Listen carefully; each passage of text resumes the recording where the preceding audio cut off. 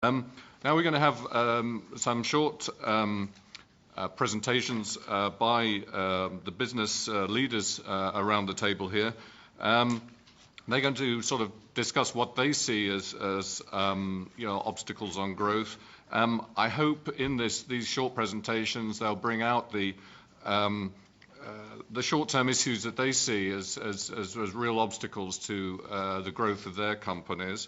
And also, the longer-term changes that they would like to see made to remove the obstacles that exist to growth.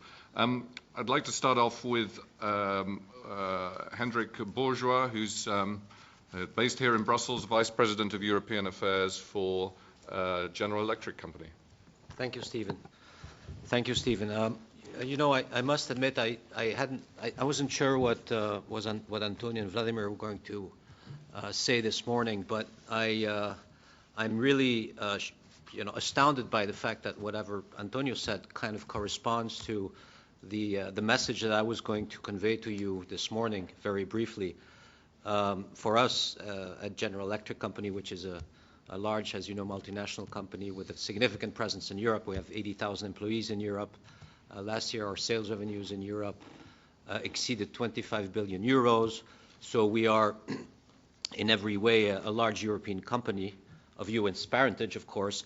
And for us, Europe is multi-speed. We see growth opportunities in Central and Eastern Europe. We have been growing in Poland, for instance. We see great opportunities in the Nordics country, including in Sweden, which was mentioned. In some of the peripheral countries, indeed, we're suffering very badly. But I guess the point from the short term, to try to answer your question, Stephen, is from the short-term perspective, it's clear that we're facing lots of different crises in Europe, a sovereign debt crisis, a banking crisis, a growth crisis, an employment crisis.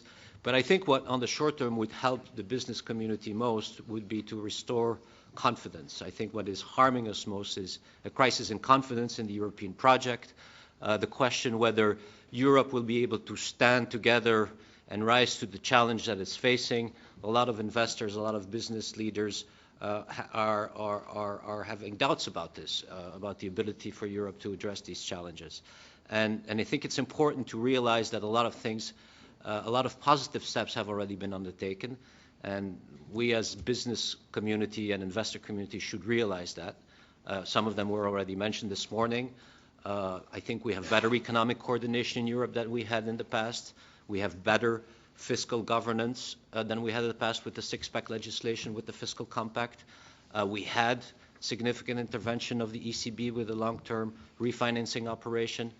We had a significant intervention in the Spanish banking sector. And we have, more importantly, a number of peripheral countries that have undertaken difficult fiscal consolidation measures that have starting to adopt important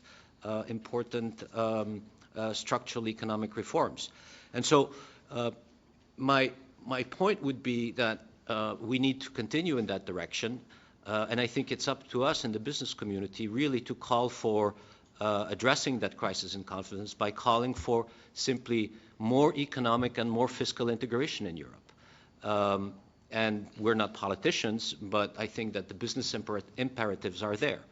We will be able, I think, to address this crisis in confidence by more fiscal and economic integration. What does that mean? It can mean a variety of things. First of all, I agree with the need to having a closer banking or financial union in Europe by providing for a common deposit insurance scheme, by providing for a common banking resolution scheme, by having a more united financial regulation. I think that will have the capability of breaking down some of those protectionist barriers and providing more finance to the real economy. I think that's very important.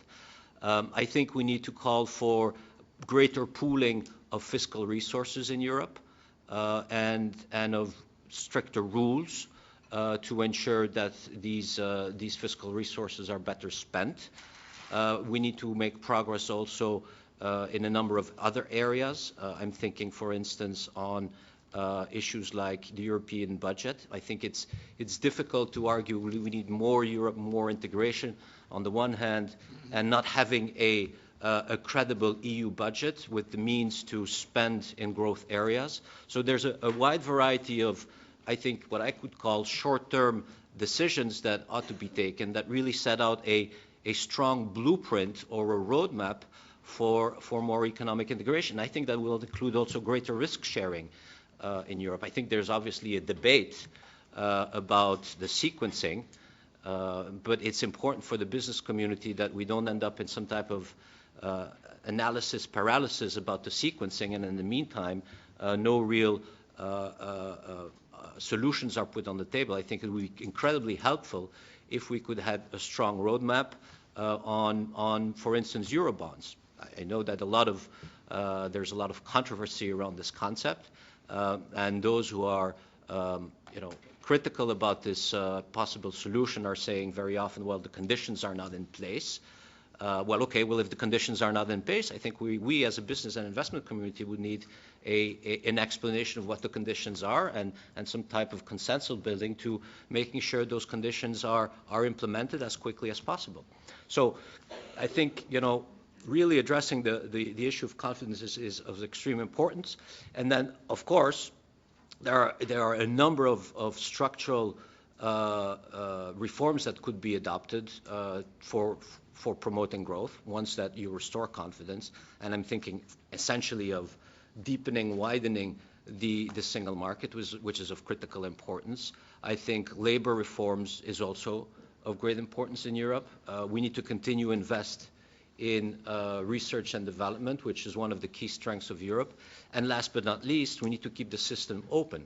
Europe is by far, I think, the most open economy in the world.